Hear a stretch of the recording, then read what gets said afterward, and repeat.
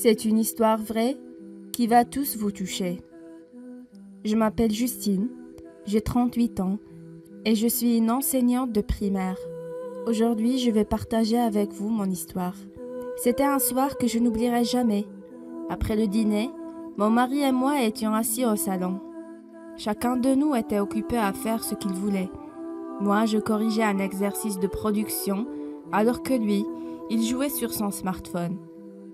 Quand tout à coup, mes larmes ont commencé à couler sur mes joues silencieusement. Mon mari a ressenti ma tristesse. Il a remarqué que quelque chose n'allait pas et m'a demandé pourquoi je pleurais.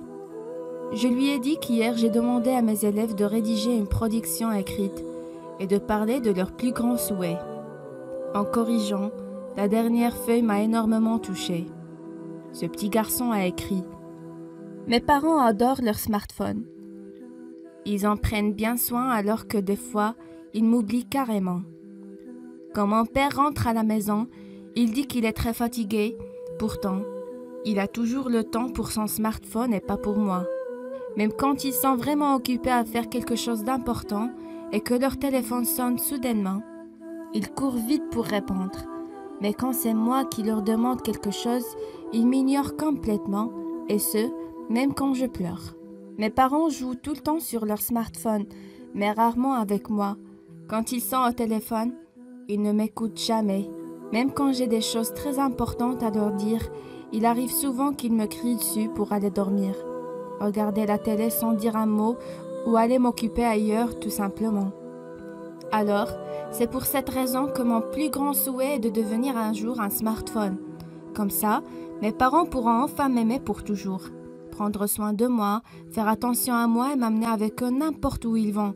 Devenir smartphone est mon plus grand rêve, car j'aime trop mes parents.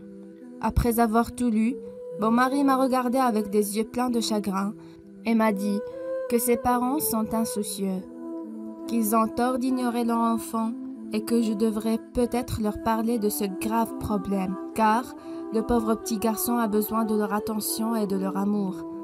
Puis il m'a demandé si je connaissais les parents de cet élève. Je lui ai dit que oui, je les connais très bien, car c'est notre fils qui a écrit ça. Mon mari était choqué. Je sais qu'il n'a jamais fait attention à ce détail, et moi non plus d'ailleurs. Ce fut notre plus grande erreur.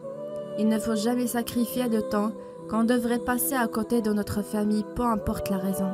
Les smartphones sont conçus pour rendre notre vie plus facile et pratique, et non pas pour nous séparer du monde réel. Sachez qu'il n'est jamais trop tard pour changer votre vie. Profitez au maximum de votre famille et vos proches. Parlez à vos enfants et apprenez à mieux les connaître. Soyez sociables et faites-vous des amis. Découvrez de nouveaux horizons et ne perdez pas votre temps accroupi devant vos ordinateurs, car un jour, il serait trop tard de changer quoi que ce soit. Si vous avez aimé l'histoire, n'oubliez pas de partager avec vos bien-aimés.